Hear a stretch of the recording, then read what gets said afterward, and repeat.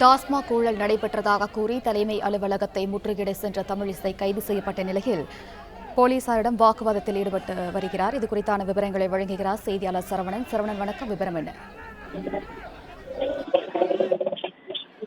அமலாக்கத்துறை சோதனையில டாஸ்மாக் விற்பனையில 1000 கோடி ரூபாய் முறைகேடு நடந்ததாக அமலாக்கத்துறை வெளியிட்டிருந்த அந்த அறிக்கையின் அடிப்படையில பாஜகவினர் இன்று போராட்டத்தை அறிவித்திருந்தார்கள். அதாவது சென்னை எழும்பூரில் இருக்கக்கூடிய டாஸ்மாக் தலைமை அலுவலகத்தை முற்றுகையிடும் போராட்டம். இந்த போராட்டத்தின் முன்னெச்சரிக்கை நடவடிக்கையாக பாஜக தலைவர்கள் ஆங்காங்கே கைது செய்யப்பட்டார்கள்.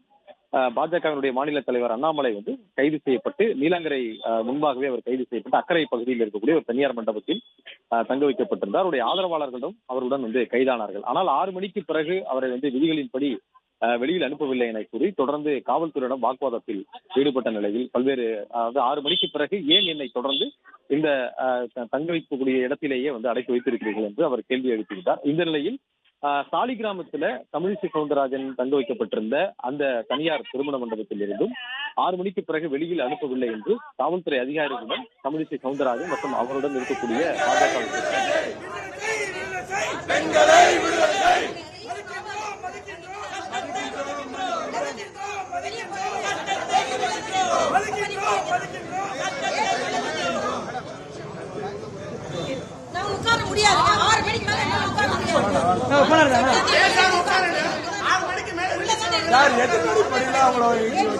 சொல்லுங்க.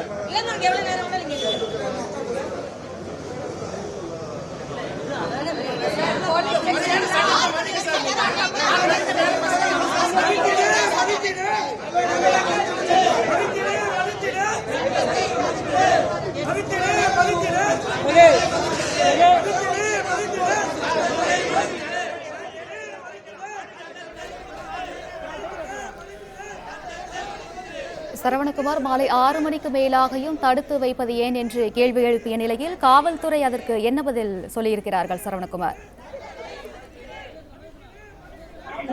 டாஸ்மாக் தலைமை அலுவலகத்தை முற்றுகையிட முயன்ற பாஜகவுடைய தலைவர்கள் முன்னெச்சரிக்கை நடவடிக்கையாக கைது செய்யப்பட்டிருந்த நிலையில் அவர்கள் 6 மணிக்கு பிறகு அங்கங்கே கைது செய்யப்பட்டு தடுப்பில் கைது செய்யப்பட்டு வைக்கப்பட்டிருப்பவர்கள் 6 மணிக்கு பிறகு அவர்கள் விடுவிக்க வேண்டும். ஆனால் இதுவரை விடுவிக்கவில்லை என்று கூறி முதலில் பாஜகவுடைய மாநில தலைவர் அண்ணாமலை காவல் ஆய்வாளரிடம் கேள்வி எழுப்பியிருந்தார். தற்பொழுது சாலிகிராமத்தில் தங்க வைக்கப்பட்டிருக்கக்கூடிய பாஜகவுடைய மூத்த தலைவர் தமிழிசை சவுந்தரராஜன் மற்றும் அவருடன் பாஜகவுடைய பெண் நிர்வாகிகள், அந்த கட்சியை சேர்ந்தவர்கள் எல்லாருமே தொடர்ந்து காவல்துறை அதிகாரிகளிடம் கேள்வி எழுப்பி வருகின்றனர். உதவி ஆணையர் பாலகிருஷ்ண பிரபு அந்த இடத்துல இருக்கிறார். அவரிடம் தான் சுட்டிக்காட்டி, அதாவது பெண்கள் அதிகமாக இருக்கக்கூடிய நிலையில பெண்களை ஏன் 6 மணிக்கு பிறகு காவல் நிலையத்திலும் சரி மற்ற இடங்களிலும் கூட பெண்களை காவலில் வைத்திருக்க கூடாது என்ற விதி இருக்கும் பொழுது அதை ஏன் மீறுகிறீர்கள் என்று தமிழிசை சவுந்தரராஜன் கேள்வி எழுப்பி வருகிறார். தற்பொழுது உதவி ஆணையர் பாலகிருஷ்ண பிரபு கூட உயரதிகாரிகளிடம் தொடர்ந்து அது குறித்து பேசி வருவதையும் அந்த காட்சிகள் நம்ம பார்க்க முடிகிறது.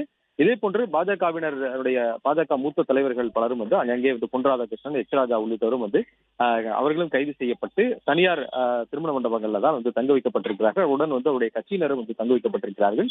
இன்னும் யாரும் விடுவிக்கப்படவில்லை என்று தகவல் வெளியாகி இருக்கிறது. தொடர்ந்து அந்தந்த இடங்களில் இருக்கக்கூடிய காவல்துறை அதிகாரிகள் அவர்களுடைய உயர் அதிகாரிகளிடம் இது குறித்து ஆலோசித்து வருகிறார்கள். எத்தனை மணிக்கு விடுவிக்கலாம் என்பது குறித்து ஆலோசித்து வருவதாக கூறப்படுகிறது. அதன் பிறகே அவர்களை விடுவிப்பதற்கு போலீசார் தரப்பில் திட்டமிட்டிருப்பதாக சொல்லப்படுகிறது. இதற்கு இடையில ஏன் 6 மணிக்கு பிறகும் கூட தொடர்ந்து காவலில் வைத்திருக்கிறீர்கள் என்ற கேள்வியை எழுப்பிதான் தற்பொழுது பாஜகவுடைய தலைவர்கள் இந்த கேள்வியை முன்வைக்கிறார்கள். குறிப்பாக தமிழிசை சவுந்தரராஜன் இருக்கக்கூடிய அந்த இடத்துல பெண் நிர்வாகிகள் அதிகமாக இருக்கிறார்கள்.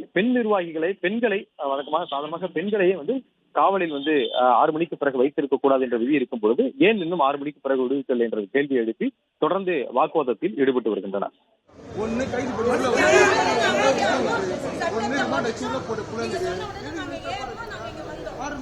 விவரங்களுக்கு நன்றி சரவணன்.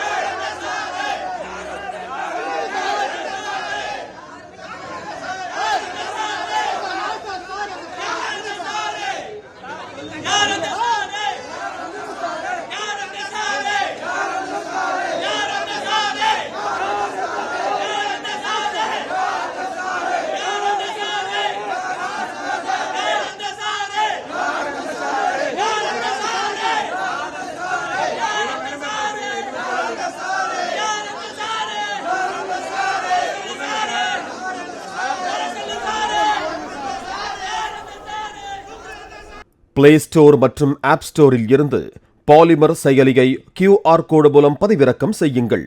செய்திகளை உடனுக்குடன் பெறுங்கள்.